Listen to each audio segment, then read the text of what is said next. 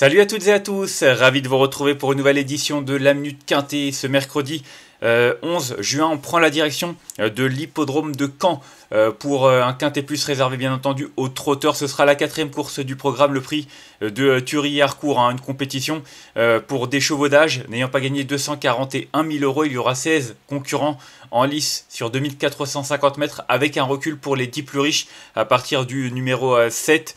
Une compétition qui est prévue aux alentours de 18h. C'est maintenant les nouveaux horaires de l'été, même si on n'est pas encore officiellement en été.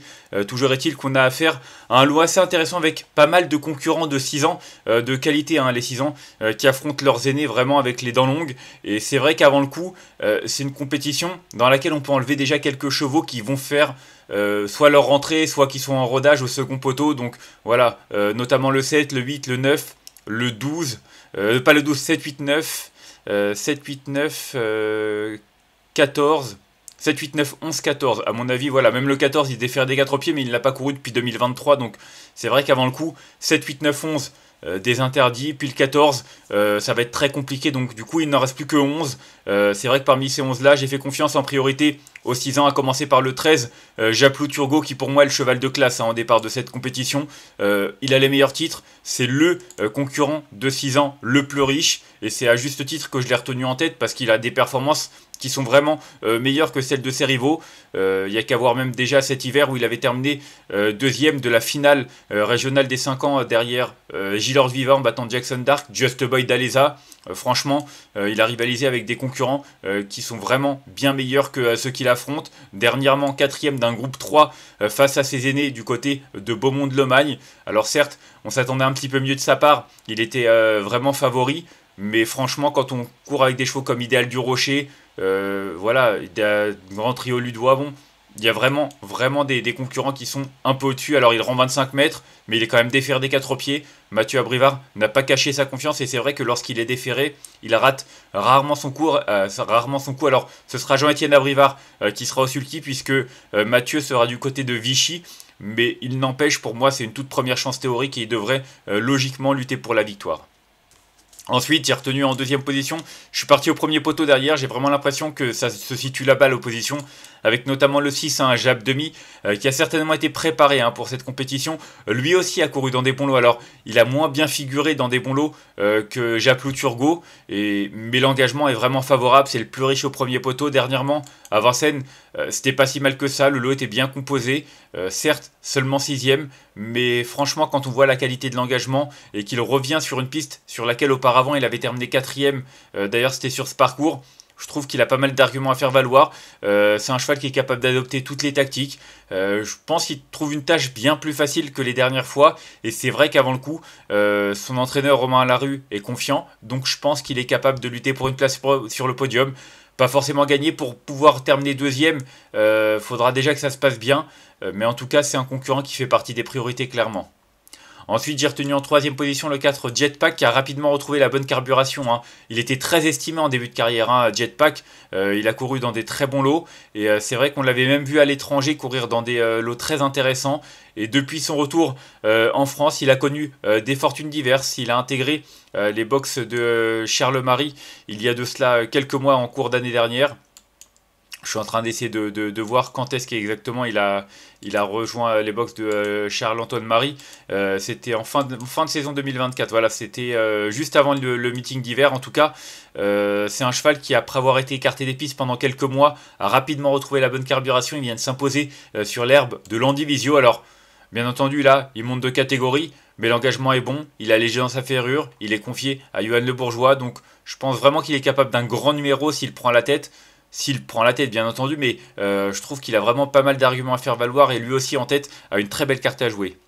Ensuite, autre 6 ans que j'ai retenu, le numéro 5, Jaldodoc. C'est peut-être un cheval qui présente plus de garanties que certains autres, parce qu'il est régulier, dans l'ensemble bien entendu, et lorsqu'il est déféré des 4 pieds, ça se passe pas trop mal. Lui aussi a couru dans des lots qui tenaient la route, notamment à Vincennes, même si il a été souvent dominé par de sérieux clients. Ses dernières sorties sont bonnes, notamment la dernière du côté de Reims où il a terminé deuxième alors qu'il rendait 25 mètres. Il s'est montré courageux. Voilà, Benjamin Rochard qui a appelé à la rescousse. Engagement favorable. Je pense qu'il est peut-être pas capable de gagner face à de tels rivaux. Enfin, ceux que j'ai retenus devant en tout cas, si ceux-ci font leur course, mais pour une 3-4e place, il a largement son mot à dire. Ensuite, j'ai retenu en 5e position le numéro 2, Jason Blue, deuxième atout de Charles Marie. Il vient de se montrer fautif à Vichy, mais il ne faut pas le condamner là-dessus. Auparavant, il s'était imposé sur les bords de l'Allier, donc un cheval dont la forme est sûre. Il a déjà lutté avec des concurrents plus âgés, de bonne facture. Il monte quand même de catégorie, mais c'est le cas de pas mal des concurrents qu'il affronte, donc je me dis que l'un dans l'autre, il est vraiment capable de bien faire. Faudra qu'il se montre appliqué, mais si c'est le cas, il a le droit lui aussi de figurer dans la bonne combinaison. Ensuite, j'ai retenu en 6e position le numéro 10, Jane Aimé. C'est une bonne jument, elle alterne les deux spécialités avec une certaine réussite. Et c'est vrai qu'elle est plaquée des intérieurs.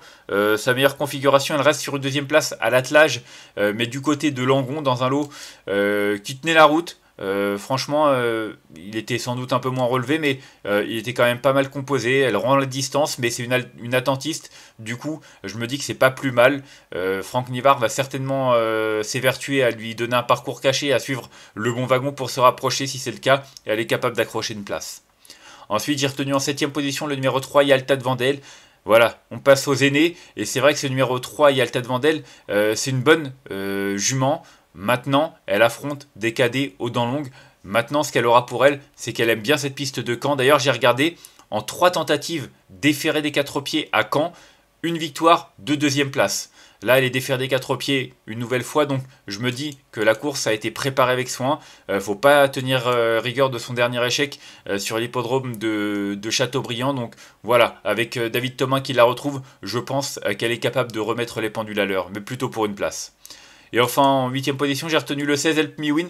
Je l'aime beaucoup, Help Me Win. Elle est plaquée des intérieurs, une configuration dans laquelle elle a fait ses preuves. Elle a couru dans des bons lots, notamment en région parisienne. Maintenant, j'ai juste peur qu'elle manque d'un parcours. Elle a une course de remise en route. Est-ce que ce sera suffisant ? C'est la course qui nous le dira, mais elle a déjà bien fait sur l'hippodrome de Caen. Elle a déjà terminé 2e sur ce parcours. Certes, ça date, et ses 2 dernières sorties sur cette distance et ce parcours ne sont pas forcément transcendantes, mais sur sa valeur intrinsèque, et si elle est suffisamment prête, elle peut prétendre à une petite place. Et en cas de non partant, j'ai longtemps hésité entre l'As et le 12, mais l'As, très fautif déféré des 4 pieds, pas forcément dans une forme idéale. Du coup, j'ai choisi le numéro 12, Félicita Descouves. Félicita Descouves, qui a souvent couru dans des lots un peu plus relevés, comme ça. Pas une grosse marge de manœuvre, mais elle aime cette piste, elle la connaît bien. Elle a souvent brillé sur l'hippodrome de Caen, donc pourquoi pas. Je me dis que ça peut être amusant. Maintenant, voilà, c'est juste un regret de ma part. Mais c'est vrai qu'avant le coup, au vu de ce qu'elle a réalisé, ça peut être amusant, d'autant qu'il y a 2 ans, je suis en train de voir, elle avait remporté cette épreuve avec Franck Nivard. Alors elle ne rendait pas la distance, c'était il y a 2 ans, mais elle a de beaux restes du haut de ses 10 ans, donc attention, pour une petite place, ça peut être un outsider très séduisant.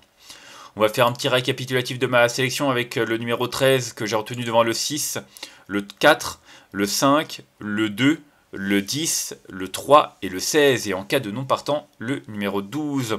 En conseil de jeu, pour moi, le 13, c'est vraiment le cheval de la course. Même si j'aurais préféré avoir Mathieu Abrivard, Jean-Etienne a déjà eu l'occasion de le mener. Donc je pense vraiment qu'il est capable de s'imposer avec lui. Le 6, Jab Demi, course visée, entraîneur confiant, déféré des 4 pieds, bien engagé en tête, moi j'y crois aussi. Et puis le 4, Jetpack, qui a rapidement retrouvé la bonne carburation. Je pense que c'est vraiment une bonne base, même si on peut également penser au numéro 5, Jaldo Doc. Ça va vraiment être une question de parcours. En tout cas, je trouve qu'on a pas mal de concurrents qui offrent des garanties et qui devraient logiquement se tailler la part du lion. En tout cas, je pense vraiment que les favoris devraient répondre au présent. On va se quitter là-dessus. Moi, je vous remercie d'avoir suivi cette nouvelle édition de la Minute Quintée. Si vous avez aimé cette vidéo, n'hésitez pas à la liker, à la partager ou encore à vous abonner à notre chaîne YouTube en cochant la petite cloche pour être au courant des prochaines vidéos. Moi, je vous retrouverai jeudi du côté de Longchamp. D'ici là, je vous souhaite une excellente journée. De bons jeux à tous. Bye bye.